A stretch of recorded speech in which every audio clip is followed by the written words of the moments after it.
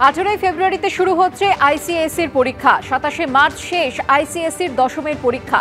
13 ফেব্রুয়ারি শুরু হচ্ছে আইএসসির পরীক্ষা। 5 এপ্রিল শেষ আইএসসির দ্বাদশের পরীক্ষা। 18 ফেব্রুয়ারিতে শুরু হচ্ছে আইসিএসসির পরীক্ষা। 27 মার্চ শেষ হচ্ছে আইসিএসসির দশমের পরীক্ষা। অন্যদিকে 13 ফেব্রুয়ারি শুরু হচ্ছে আইএসসির পরীক্ষা। 5 এপ্রিল শেষ আইএসসির দ্বাদশের পরীক্ষা।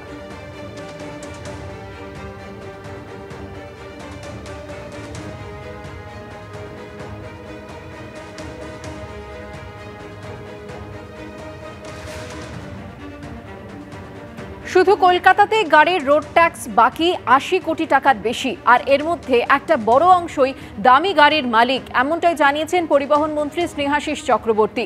পরিবহন মন্ত্রী আরও জানিয়েছেন, গাড়ির মালিকদের কাছে SMS করে ট্যাক্স বাকি থাকার তথ্য জানানো হচ্ছে। আমরা যত গাড়ি আছে সেই গাড়ি যারা চালান তাদের নিয়মিত রোড ট্যাক্স দিতে হবে। এই রোড ট্যাক্সটা যদি নিয়মিত সবাই দেয় তাহলে সরকারের রেভিনিউ আসে, কিন্তু একটা সার্টেন পার্সেন্টেজ অফ মানুষ এই রোড ট্যাক্সটা নিয়মিত দেন না। এবং এর মধ্যে কলকাতায় আমরা লক্ষ্য করেছি যে বেশ কিছু দামি গাড়ি, যে গাড়িগুলোর দাম প্রচুর বেশি, সেই সব গাড়ির মালিকদেরও অনেকের এই রোড ট্যাক্সটা বাকি আছে। মানে কী ধরনের গাড়ির মালিক তারা? এর অডি আছে, মার্সিডিজ বেঞ্চ আছে, দামি দামি সব গাড়ি। কলকাতায় আমরা কলকাতার মধ্যে এই সব বড় গাড়িগুলোর অন্তত 80 কোটি টাকা।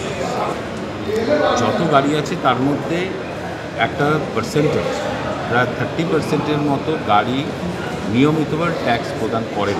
তার মধ্যে দামি গাড়ির সংখ্যা কলকাতার বুকে বেশ কিছু বেশি। সন্ন্যাসী চিন্ময় কৃষ্ণ দাসের গ্রেফতারি ঘিরে ফের উত্তপ্ত বাংলাদেশ।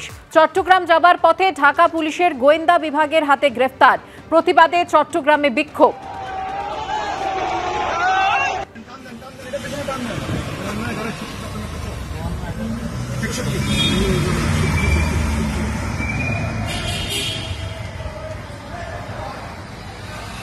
ঢাকায় গ্রেফতার সন্ন্যাসী, দিল্লির পদক্ষেপ চান শুভেন্দু অধিকারী।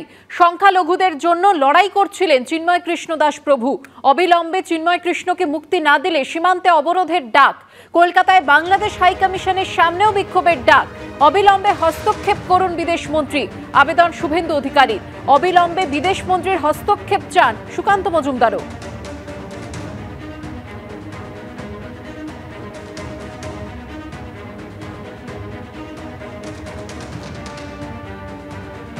ঢাকায় সন্ন্যাসী গ্রেফতার হওয়ার পর দিল্লির পদক্ষেপ চান শুভেন্দু অধিকারী। সংখ্যালঘুদের জন্য লড়াই করছিলেন চিন্ময় কৃষ্ণ দাস প্রভু। অবিলম্বে চিন্ময় কৃষ্ণকে মুক্তি না দিলে সীমান্তে অবরোধের ডাক দিয়েছেন তিনি। সেই সঙ্গে কলকাতায় বাংলাদেশ হাইকমিশনের সামনেও বিক্ষোভের ডাক দিয়েছেন। অবিলম্বে হস্তক্ষেপ করুন বিদেশমন্ত্রী, আবেদন শুভেন্দু অধিকারী। অবিলম্বে বিদেশমন্ত্রীর হস্তক্ষেপ চান সুকান্ত মজুমদারও।